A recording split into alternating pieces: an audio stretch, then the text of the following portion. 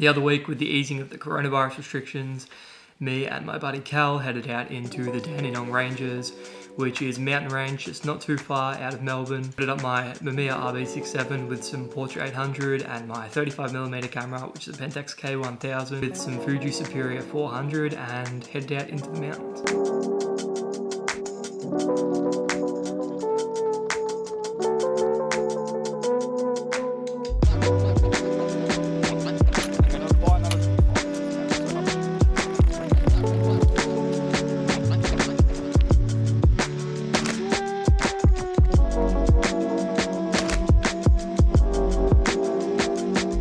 Drove out to this spot I actually discovered with my girlfriend about a year earlier, and I remember thinking I really need to head to this place early in the morning when there's fog, when there's hopefully light coming through the fog.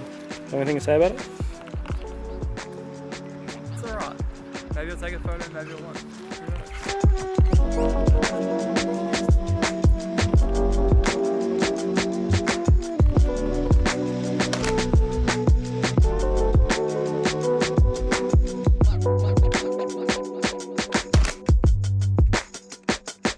I was shooting Fuji Superia on my 35mm camera, which is a cheaper consumer grade film stock. It comes in about $10 a roll as opposed to something like Portra 400, which comes in at about $15 to $20 a roll. I've got results out of this film before that I really like, so I thought I would test it in some more volatile and like harsh lighting conditions. But I wasn't looking to take any 35mm photos too serious. Honestly, this time around in these lighting conditions, I thought the film didn't really perform as well as I thought it was going to. I think that it didn't really deal with the harsh lighting scenarios very well. Obviously in some of these photos, the dynamic range of the film really struggles. In the shadows, it really loses a lot of detail and a lot of good color. But honestly, this time around, I was just wanting to use my 35mm camera to document my experience and just take photos for memories as opposed to something I would potentially add to a portfolio or use more seriously. As we were actually leaving the spot and we were driving out, we noticed some crazy light. I basically just had to pull my car over as quickly as possible to try and capture this amazing light we saw. In retrospect, I probably captured some of my favorite ever photos. These lighting conditions were exactly what I envisioned when I wanted to get up and go to this location early in the morning. There's something so beautiful about harsh sunlight coming through the thick fog, and I think the color emulsion of Portra 800 just complemented so well with the lighting, with the location, with everything, and I'm super happy with these photos. So it's only been real recently that I've started dabbling into medium format film photography.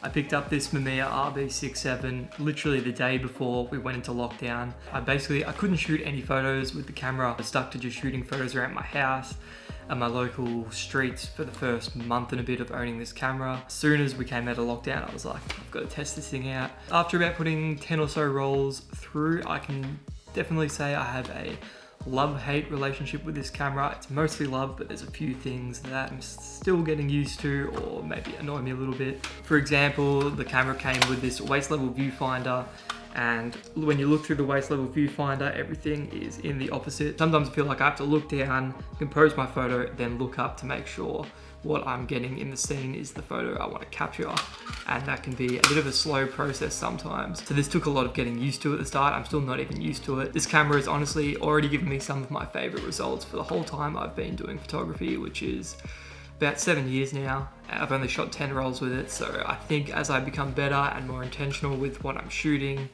hopefully will produce some work I'm really proud of.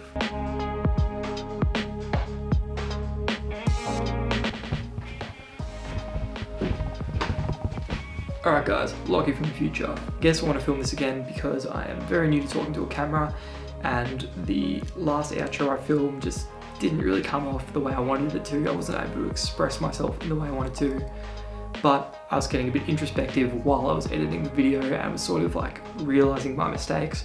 So now I'm just going to try my best to act candid, I guess, and just talk about my thoughts, feelings, emotions when it comes to starting a YouTube channel. Okay, why am I starting a YouTube channel? Firstly, because I feel like I'm at that stage in my life where I am sort of trying to transition over from like a hobbyist creative, although I wouldn't call myself like necessarily a hobbyist creative because I feel like I have done this stuff as like a bit more of a hobby. It's always been like career orientated or like aimed towards that. But I would like to fully transition over from like a hobbyist to making a full-time living with creativity. And I thought a YouTube channel would be like a cool way to document that, to document the process, to document my thoughts and feelings towards that, everything that's going on, and yeah, just to provide value to an audience. My personal favorite creators are people that talk like real just philosophical. I don't like to say philosophical because I think that word like sometimes sounds a bit pretentious, but people that sort of talk about like their process, why they do things as opposed to like how they do it, you know?